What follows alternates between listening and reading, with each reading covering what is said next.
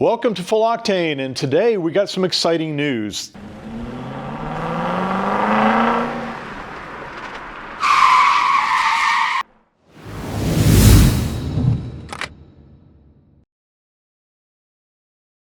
The chassis has arrived. So what we've done is we've got the bare mock-up chassis, and what we're starting to do is get the ride height of the chassis, set the motor in it, and then also we're going to put the whole front cross member in, set the ride height for measuring coilover springs, which we're going to have in a future video. And the same thing is we've actually already gone ahead and mocked up a rear knuckle. And what the rear knuckle is going to allow us to do is establish travel, ride height, and also distance for the new coilover shock absorbers. This particular chassis was designed for a monoleaf C4 Corvette suspension. And what we've decided to do is take it a step further and convert it to QA1 coilovers with probably about a 450-pound spring in the front and probably a 350 in the back. We're going to try that out. In the GMC truck we have all C4 Corvette suspension under the GMC truck. And it has 500-pound springs in the front, but I'm still running the monoleaf in the back, so I didn't really make that change yet.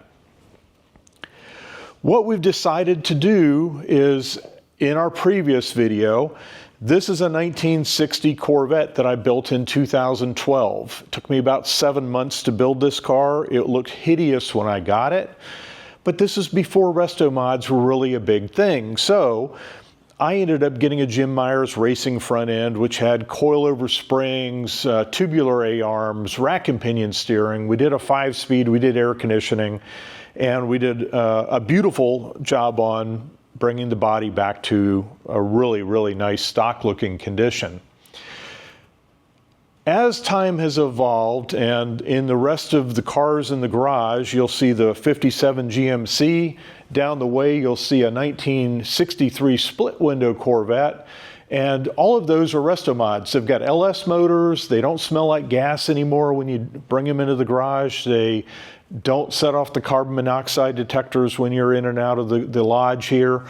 So this is the last car, with the exception of our 1933 Auburn, that doesn't have a modern technology fuel-injected motor.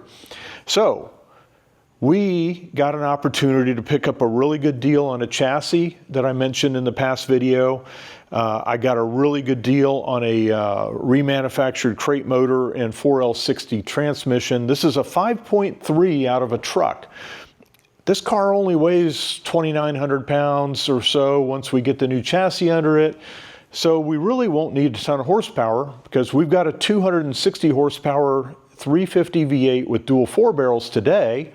And we're going to about a 340 horsepower 5.3 LS motor. It's going to have an LS intake. We're going to use the Holley Terminator Max, which is going to control the automatic transmission and all of the factory components, factory fuel injection, factory coils. So the Terminator X is going to manage all of that stuff for us.